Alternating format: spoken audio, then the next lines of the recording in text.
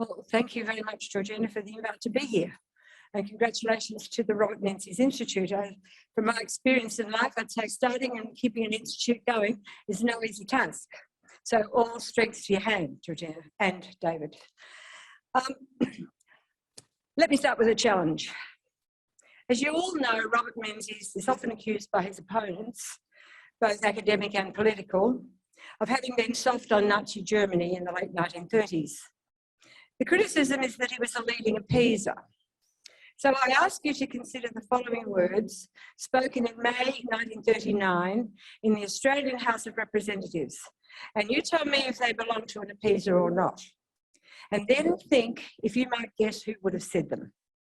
On the 9th of May 1939, in the House of Representatives, the new Menzies government set aside a day to debate the growing tension in international affairs and what might be Australia's response to the expansionist aims of Germany.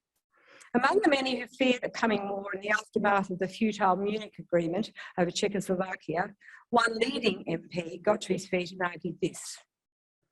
The efforts of the British government in its negotiations for peace were to some extent made difficult by the partisan activities of those who are more concerned, as it were, with fighting Hitler than with establishing peace. There is unquestionably in the world a class that has a vested interest in war and war making. And the propagandistic activities which are employed in the interests of this exploiting and ruthless class, which is international in character, have made difficulties for all governments, including, I believe, the governments of dictators. These are the words of a pacifist, a man who believed that war, if it came, would be the work of international profiteers and not the result of the expansionist ambitions of Germany's arch-dictator Adolf Hitler.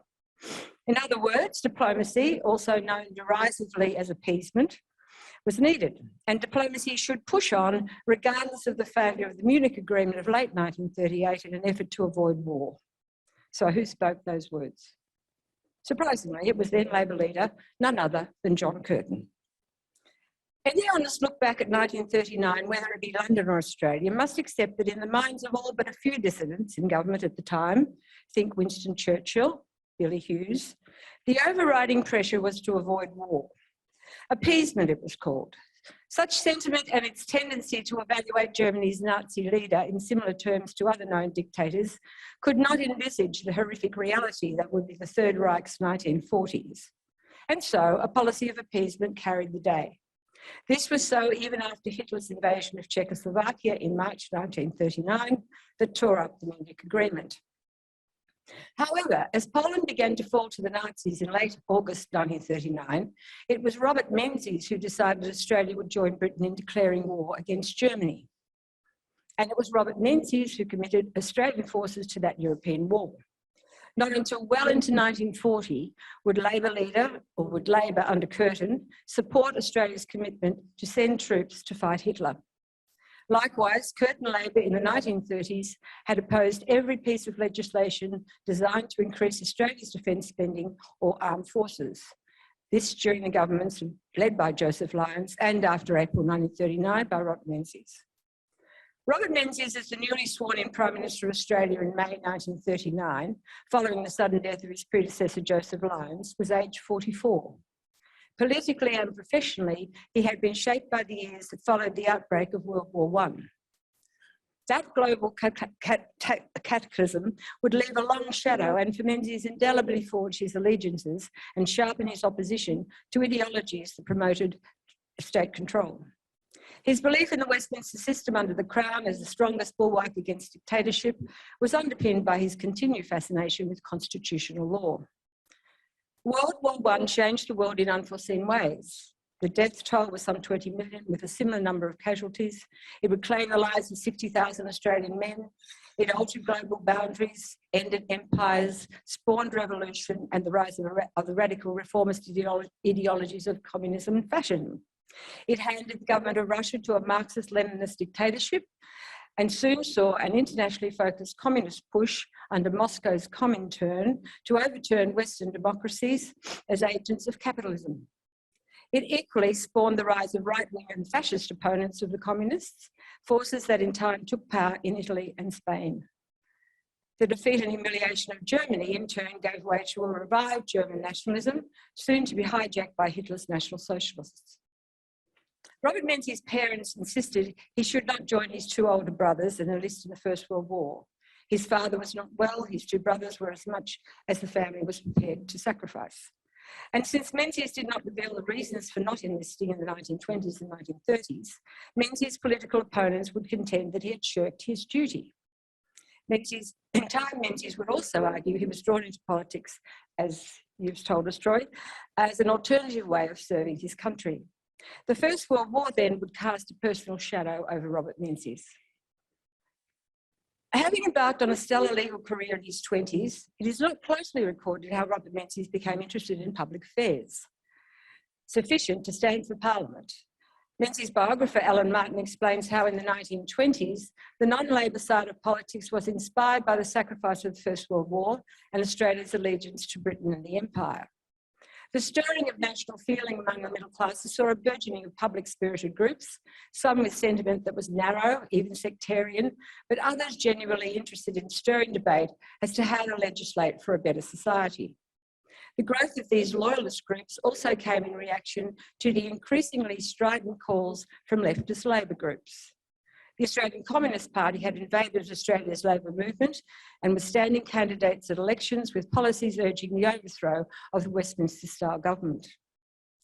It was through friends and colleagues in the Constitutional Club, in particular Wilfred Kent Hughes, that Robert Menzies entered Victoria's Legislative Council in October 1928 as a nationalist, and in 1929 won the seat of Nunawading for the Victorian Legislative Assembly. He was a rising star in a party desperate for rejuvenation after years of Victorian Labor working with the Victorian Country Party in government. While the older Menzies would write that law was his great love and politics his duty, the role Menzies came to play in the formation of the United Australia Party, the UAP, in 1931, and the formation of the Liberal Party of Australia in the mid-1940s, suggests that Menzies was addicted to political activity. He was a natural leader.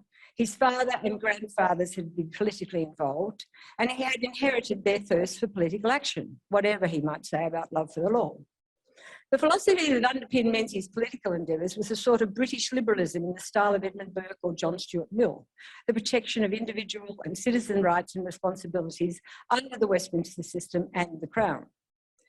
With the young nationalists, Menzies joined discussion groups and speeches on street corners that pushed for balanced budgets, law and order, financial security for small and large businesses, loyalty to the empire, and unity for the fragmented non-Labor side of politics. At a conference in 1933, Kent Hughes led discussions advocating the corporate state, and his proposal could easily be interpreted as an anglicised version of fascist state theory. Sydney Telegraph reporter Brian Penton, who was at the conference, reported that Robert Menzies, then Victorian Attorney General, attended the meeting and squashed Kent Hughes' manifestos as nonsense. Dictatorship of the state, whether benevolent or otherwise, was not Menzies' way.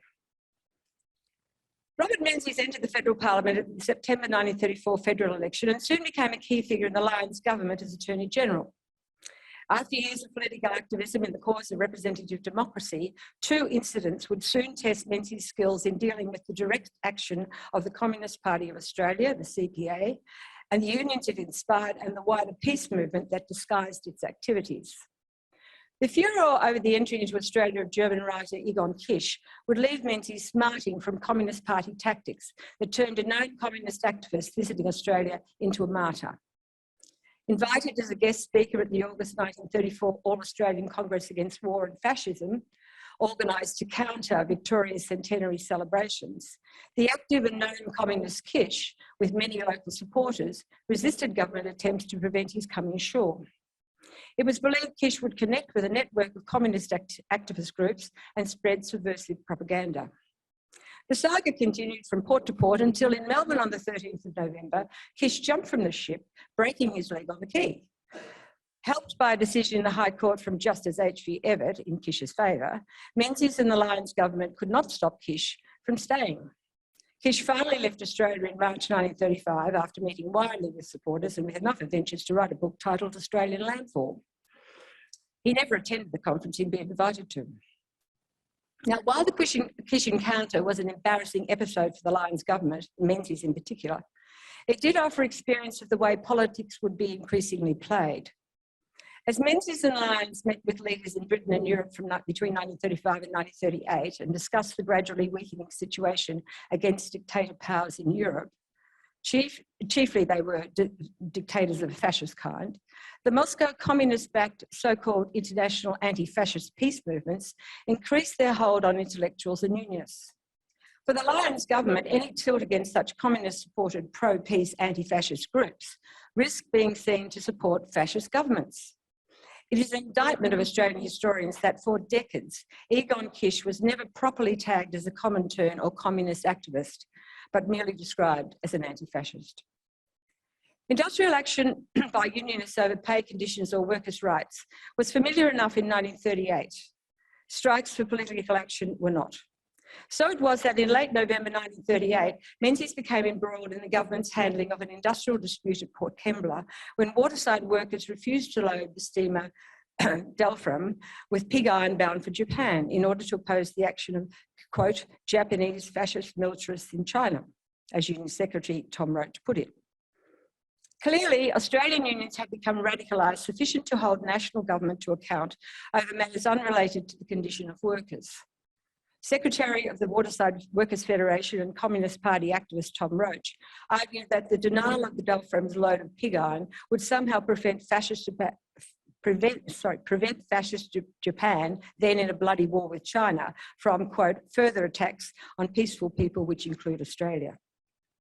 The standoff over loading pig iron bound for Japan, with echoes at ports around Australia, caused divisions among union organisers, with local leaders defying federal officials and with disputes over tactics. Workers in time were stood down, with BHP putting off 5,000 jobs at Port Kembla. Collections were made to pay workers strike relief over Christmas. Labor and its unions would tag Menzies with the nickname Pig Iron Bob. The Dolphin Dispute and its repercussions came to an end after some 10 weeks, with the government invoking the Bruce government's 1929 Transport Workers Act. It was nicknamed the Dog Collar Act because it could facilitate recruitment of strikebreaker workers. Eventually, the pig iron was loaded into the Dolphin under protest, while the government agreed to negotiate with unions about future exports of pig iron to Japan.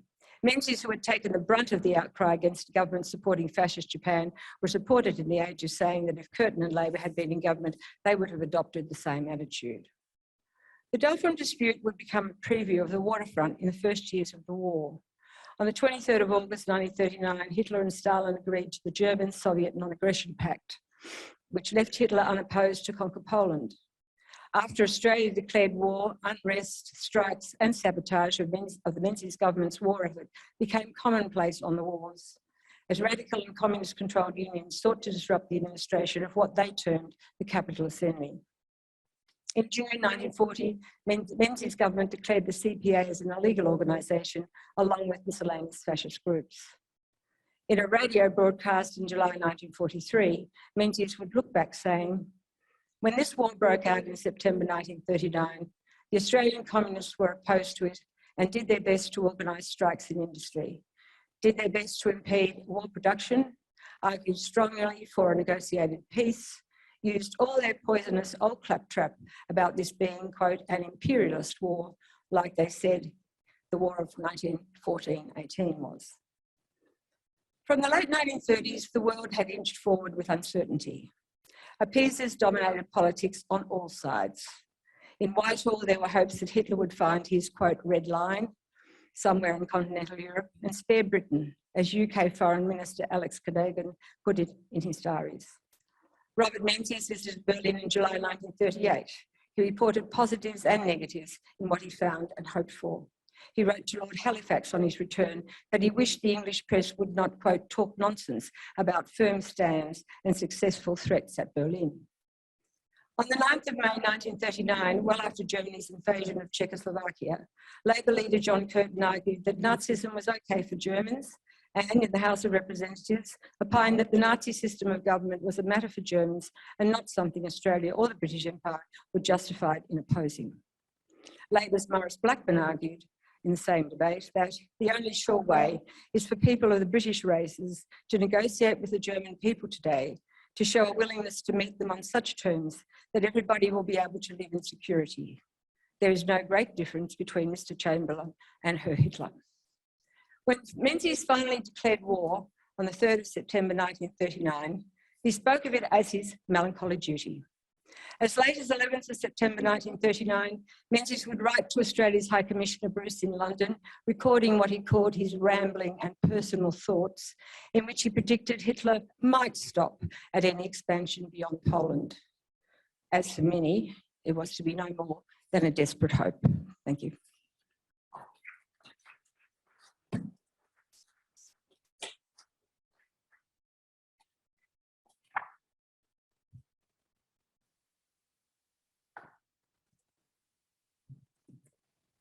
Is that too short?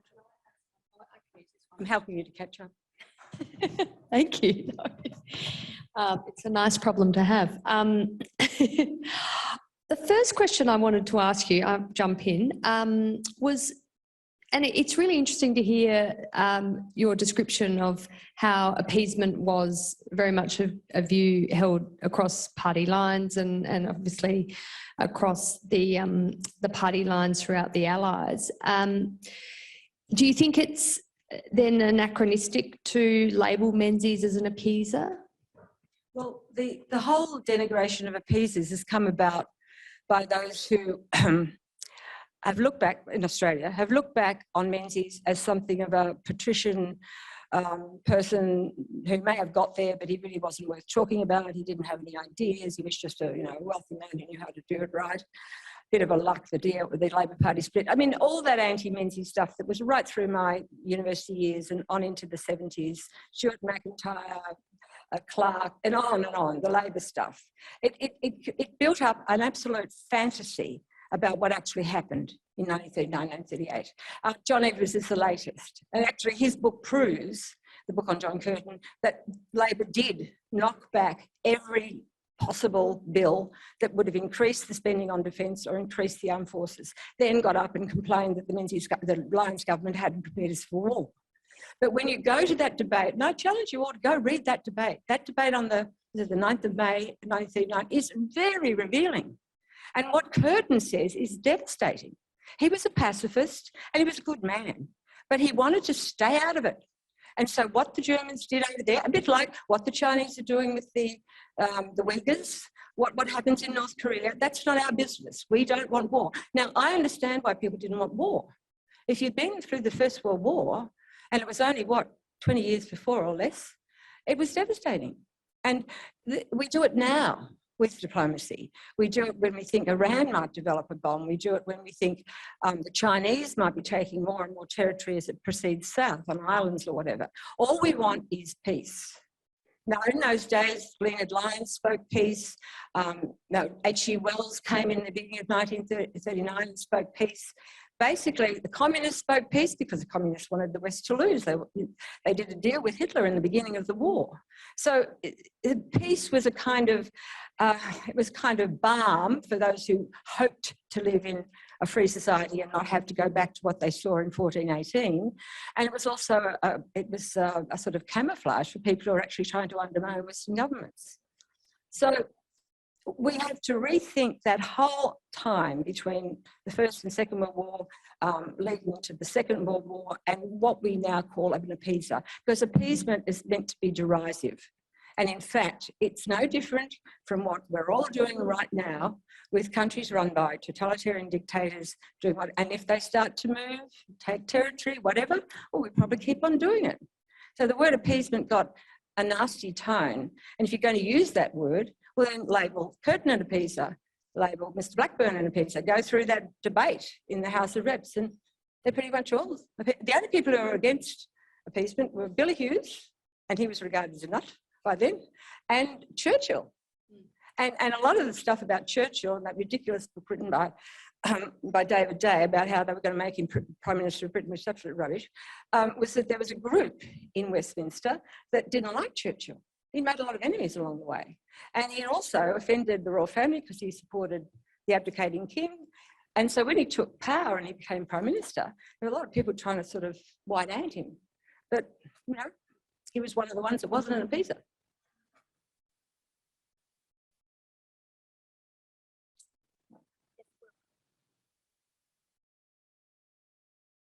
Will Stoltz, ANU. Thanks for a brilliant discussion. I'm interested in your insights into Menzies' attitudes towards the League of Nations and disarmament and appeasement, because it appears to me that his predecessors, Lyons and Stanley Bruce, were perhaps more creative and imaginative in their embrace of the League of Nations, but perhaps Menzies wasn't.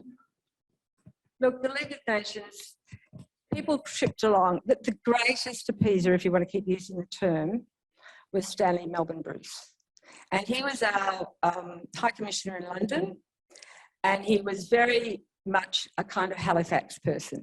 Now, in 1940, you've seen the film 5 Days, oh, I don't know what it was called, the 5 days that Menzies had to make a decision about what was going to happen after the fall of France. He'd just become Prime Minister, and Dunkirk was happening. In their top discussions, it was a national government, so there were Labor, Liberal, Conservative in Britain. Halifax, who by then I think was Foreign Minister, he wanted to do a deal with Mussolini, give them Gibraltar, give them Malta, and do a sort of Pétain, do a Vichy France, because they were terrified they were going to be taken over by the Germans. But Churchill stood fast, but there was that little Halifax type group. Lloyd George was among them. And so when Menzies was in London in those months in early 1940, there were a lot of people whispering around saying, oh, he's the man to take Churchill's job. But of course, none of them had any influence or power, but they were doing it to undermine Churchill. Now, in terms of the League of Nations, it was a nice idea, but it was totally useless. It failed at every turn through the 30s. There are some who say if the French had acted properly in about 1924 on the border with Germany, they might have stopped the Hitler revolution or whatever. Who knows, looking back, you look back. And a lot of what Lyons is doing, and Lyons is a great mate of Chamberlain. Like, you know, he went over there, he and Chamberlain got on like a house on fire. He was there with the Munich Agreement. There are documents that show that Joseph Lyons may have even convinced him he ought to do that last flight to Hitler and try and convince him. Everyone was, you know, what can we do to convince this man? And nobody, it was after Munich that Kristallnacht happened. You know, the stuff we remember as the Holocaust and all of that, it was nasty. Terrible things were happening in terms of segregating society, apartheid, things in Germany. But the Kristallnacht and then the camps and the extermination, that's all later. So what you think you're dealing with is someone like a Mussolini. And unknown to the people who are living in hope rather than reality, they're being sold a pup. You know, this man is going to do a deal now and he's going to march in 3 or 4 months' time. So Lyons and Chamberlain, very much what we call the appeasers, or very much Trigan. Enid Lyons is running around giving talks on peace. But Menzies is sort of pushed to it when he's actually had to take the reins in 1939. And as he said, my melancholy duty, he was hoping too, not to have to. I mean, so was the Brits. On the day they declared war, you want to read Cadogan's diaries. It's, you know, it's 9 o'clock, it's 10 o'clock, it's 11, it's 5 minutes to midnight. Now, will we hear from Hitler? Will we hear? No, okay, you got to do it. You got to say we're at war. Meanwhile, the Polish were being strapped from the air and, you know, chopped up by German bombers and all the rest of it. And even he writes to Bruce on the 11th, which is after he's declared war, hoping that maybe Poland's not very important, this is Menzies, and maybe, you know, he won't go any further than Poland. There's all vain hope. But you know, the League of Nations didn't work. And I'm not sure whether the United Nations does either. This is just a question. You keep saying that Menzies declared war. My understanding was that because we hadn't signed the Statute of Westminster, when Menzies says, you know, Britain's at war, therefore we are at war, that he doesn't actually independently declare war at all. Well, he declares war for Australia. Well, he doesn't actually, he tells us we're at war rather than declaring war. Well, whatever the semantics of the answer, we were at war. And we're at war, and he raised the AIF and sent them over. And Curtin totally disagreed with that. He didn't even like calling people up for national service. I mean, Curtin was in this mould of pacifism, and you just can't be involved in a war. and he never led any government in a war.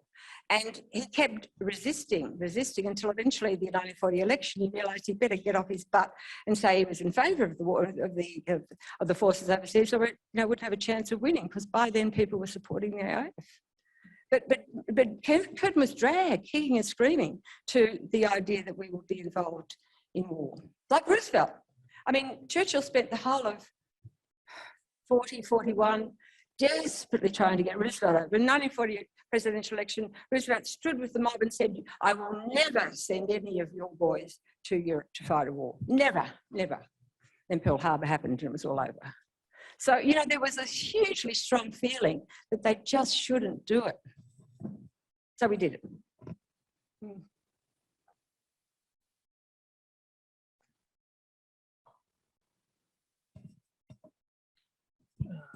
You mentioned Kristallnacht, and prior to that, I mean, there's a clear set of dates. There's Munich. There's the expulsion of the Jews from of Polish origin into no man's land. Then there's the Greenspan assassination of the third attaché, what it was in Paris, and Kristallnacht in November. In fact, it's only a very short period of time. One could argue, in fact, that Munich was when the British Empire signed its own death warrant. Well, we won, we didn't lose. So it actually, by failing to go to war at that stage, it was a pretty dumb thing to do. But Menzies, what did he react to Kristallnacht? What was his actual reaction? Did he have a reaction to these events in Europe? There was a strong feeling in the Alliance government about the Jews. We actually agreed to take some 30,000 refugees, which is a huge number. They never did come because we went to war. And then because Germany made it impossible to get people to come here. But the Alliance government, after the Kristallnacht, were actually very engaged in doing something. But we constantly hear reports of the most appalling things happening in the globe, and we don't jump and do anything. What happened what was the massacre in Africa, in Rwanda? No thing. We probably stopped a few of them coming in when they came on boats. You've got to think, what do governments do? What are they doing now? What are you doing about the Uyghurs? What are you doing? Nothing. We're not doing anything. We're talking trade, we're talking diplomacy, we're doing appeasement, if you like. But in a sense, there's an argument we shouldn't be involved. But when you see what happened when they opened the camps and they got the stories out about what Germany had done to so many minorities, the Jews to begin with, the homosexuals, the Poles, whatever, then we look back and say, how did we let that happen? Now, the idea that we would have been any better going to war a few months earlier or a year earlier than we did, I think is a nonsense, because we were as much ready for war. We were a bit better ready for war in August than we were in the August the year before, but we were still heaps behind the Germans, and the ability of the British Air Force to keep the British generally, to keep the Germans from taking their island, luckily they were an island, was immensely helped by the fact that Hitler then decided to go off, and look north and look east and get involved himself with the Russians. So Except that Munich handed over the Czech armament industry to the Germans. Also, Churchill sunk the French Navy in North Africa. I mean, all these things went on. They were strategic and amazing. And the fact that the Allies won the war, whatever the cost, we look back as a sense victors, but on the other hand, the idea that we might have stopped the war in August 1938 is just a farce. Hitler had his aspirations and he was going to do it. And he was very clever when he signed the Nazi-Soviet pact. Brilliant. He took Poland. And he marched on and took France, and the French did a deal, and on they went. But look, I'm being a bit cynical, but you've got to see it much more in the context of the times. And this idea that Menzies, nasty appeaser, and great God Curtin, war hero, is, to my mind, just a little bit simplistic. And the other thing that's a fact too, that the head of the Defence Department that went with Menzies to London in 1941. Fred Shedden, kept diaries. Now, they've totally reorganised the Defence Department in 1941 and 40, and he then worked for Curtin.